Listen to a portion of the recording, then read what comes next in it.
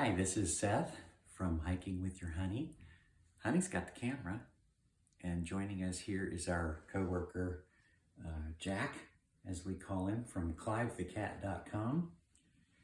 And today we're going to have an experiment, a new way of building a fire.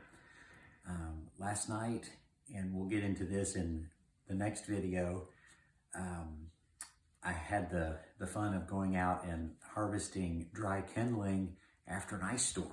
And we'll talk about how to find that and how to build a fire from there. But today we're gonna go really simple.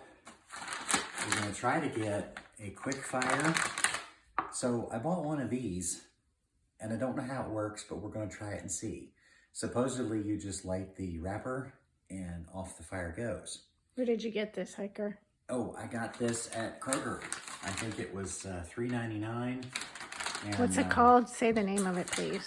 Fireside Supreme Fire Log. Supposed to be cleaner than wood, which I'm not sure how that works. Easy cleanup, fast lighting, 4 hours to burn time. And it says here that, well,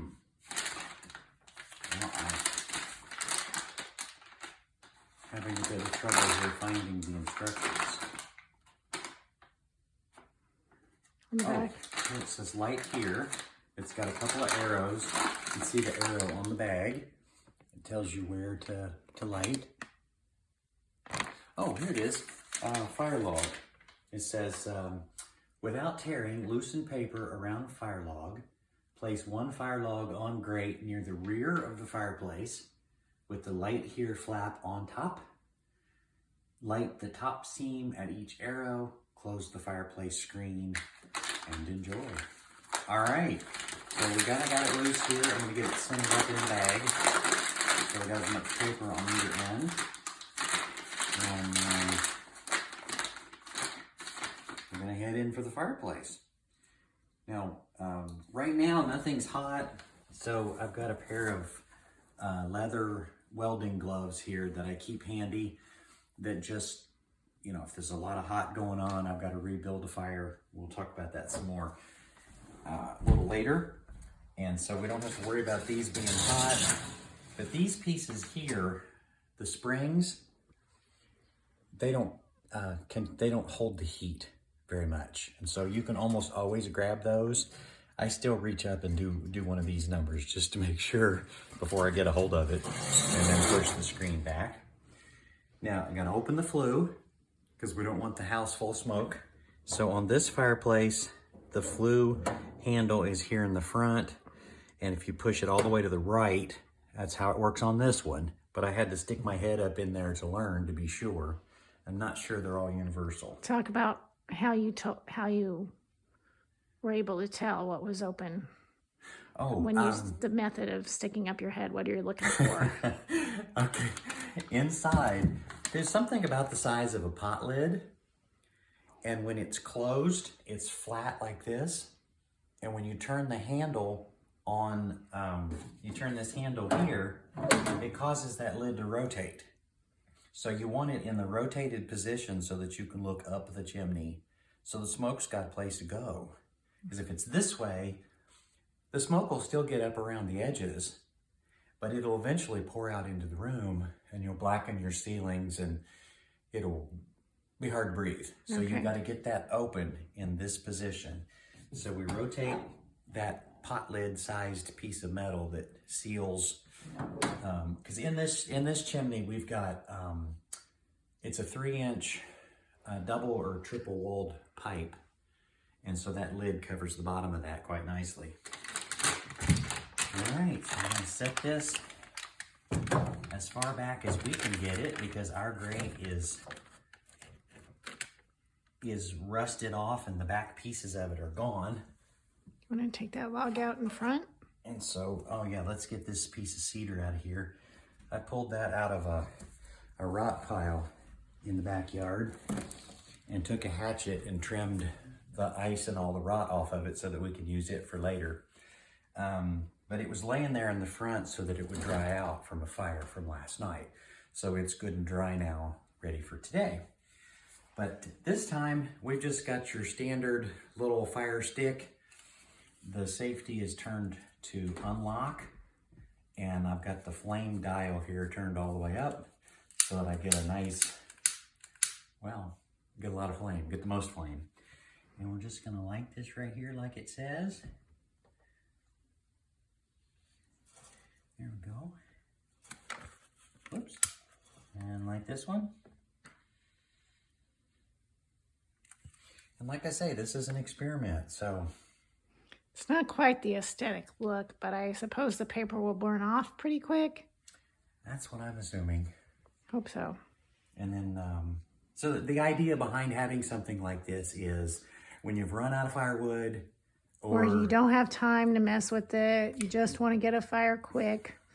You got rugrats running around, something like that. You don't have... Or you want something steady that will burn for a number of hours while you're having dinner. Yeah. This is supposed to burn for 4 hours. So, you know, if that's true, this will be a perfect way to solve that problem. Because when we were building the fire the other day, we had lots of, you know, Seth would go back to get some coffee or some food, and the fire would be out, you know, because you kind of have to tend a real fire for a while till it gets going, and you don't know if, even if it looks like it's going for a minute, it may not really be going if it's just logs. So it looks like this is going to burn off real nice, fast. No, it's just unwrapping. It's like a taco now.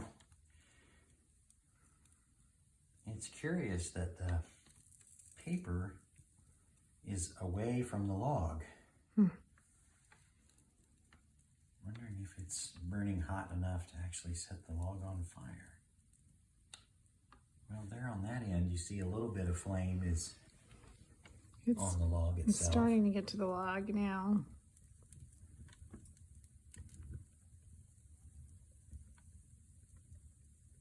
Huh, interesting. Well, we'll know here in just about 60 seconds because all the paper will be gone, whether or not the log itself has lit.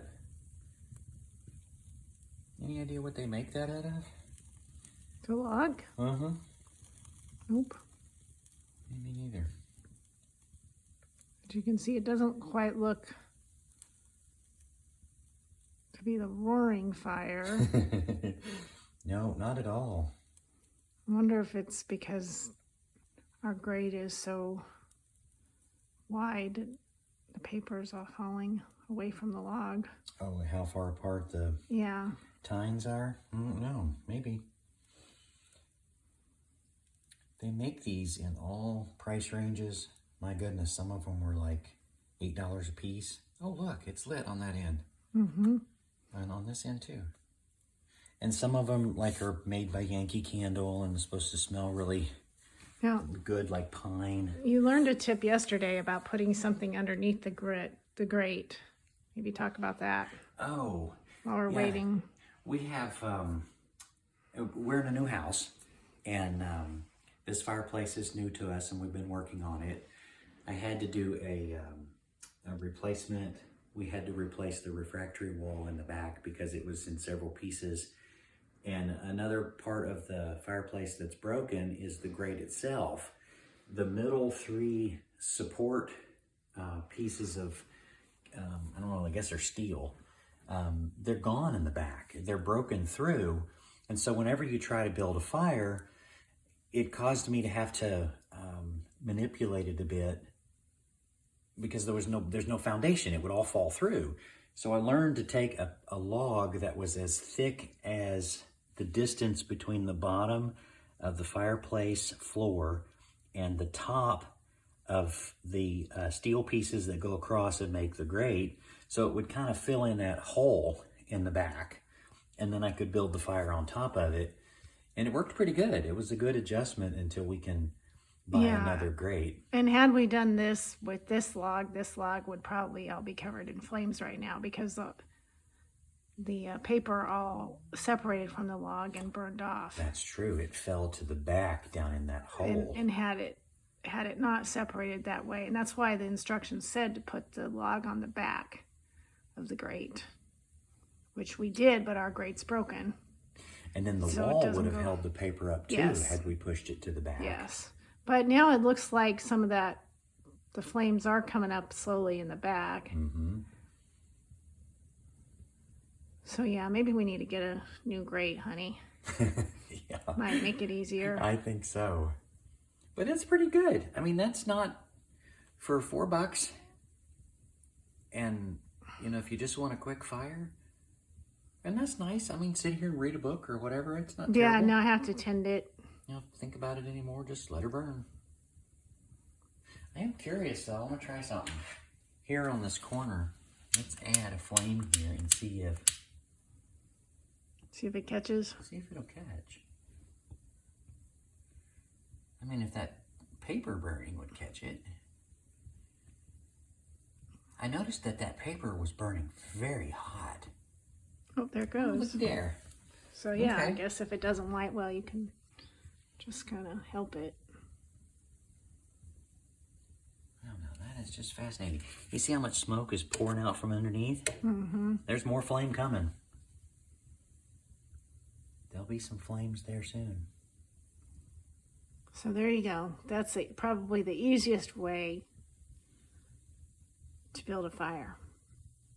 And for next video, we're going to show you, if you tune down, focus down here on this box, we're going to talk some more about this. But these I got out of a cedar tree. Makes outstanding, easy to start kindling. After a nice storm, got them from up inside the tree where they were protected.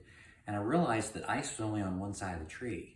So I was able to reach up and get some that was on the side of the tree that had no ice. They were But you already dead. Oh, you said they were dead? Yeah. And so I just popped them loose. And that's a great way to find some kindling even when, you know, everything is, quote, all covered in ice. It's not all really, because some of it is protected and sheltered. And this is Seth and Laurel, Hiker and Honey, from Hiking With Your Honey at hikingwithyourhoney.com. And here's the fire we built with this. Say the name of the log again, honey. Oh, we my. burnt off the We log. burnt it off. I don't know. It was some sort of fire starter log at Kroger. And You have to yeah, go it back was to listen to the video to find out the $3.99. name. All right. Bye for now. See you, bye, hiker. Goodbye.